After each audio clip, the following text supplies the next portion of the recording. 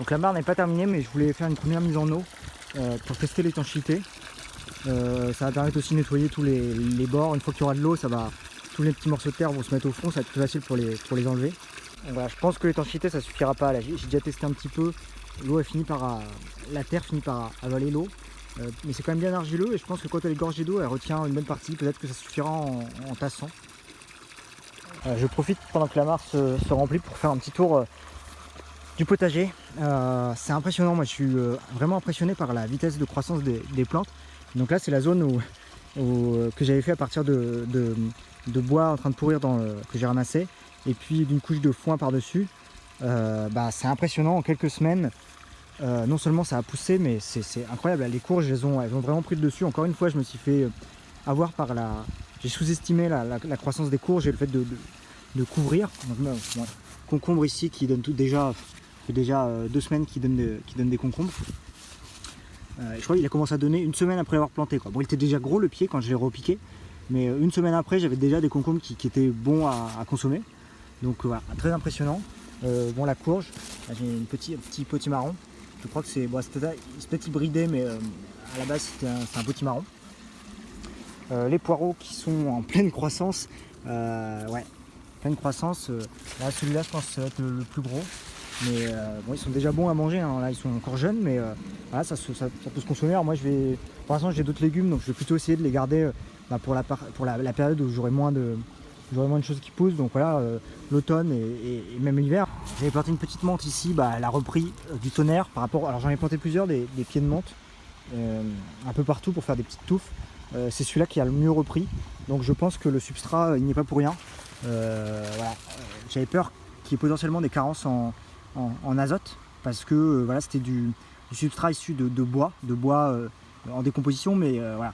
J'avais peur qu'il soit plus carboné et que ça manque d'azote et que la décomposition de ce bois entraîne une fin d'azote pour les plantes. Et en fait, a priori, c'est pas du tout le cas. Toutes les plantes ont des belles feuilles vertes. Au contraire, même j'ai l'impression que y a vraiment, c'est très très riche et ça pousse à une vitesse folle. Là, la menthe, on voit bien, elle a repris, elle fait des superbes feuilles.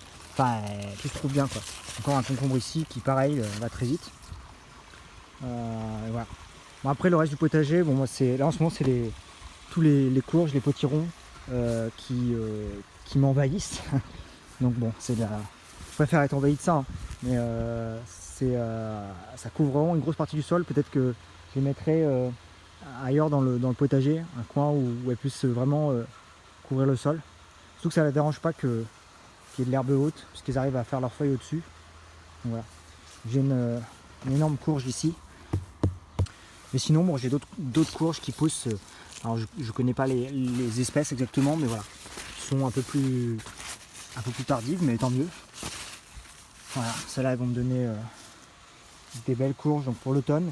Ça permet de se conserver une partie de l'hiver aussi, donc ça va faire ça va faire la nourriture au moment où il y aura moins de légumes d'été. Évidemment, courgettes. Ça se calme un petit peu, mais j'ai encore des petites courgettes jeunes qui vont grossir. Haricots verts. Voilà, là je vais pouvoir refaire. J'ai fait une cueillette déjà. J'en ai pas planté beaucoup cette année, mais bon, je suis tout seul. Là j'ai déjà fait une cueillette pour un repas, et puis là je pense que c'est bon pour une deuxième cueillette. Il y a de quoi faire un repas. Bon, dans cette zone-là, c'est toujours plein d'herbes. Je désherbe grossièrement en enlevant les touffes quand il y a vraiment des touffes de mauvaises herbes, de plantes que j'ai pas plantées en tout cas. Mais bon, ça reste le fouillis, c'est pas très grave. Voilà. C'est sûr que si je voulais planter, semer de la salade par exemple, ça serait un peu compliqué.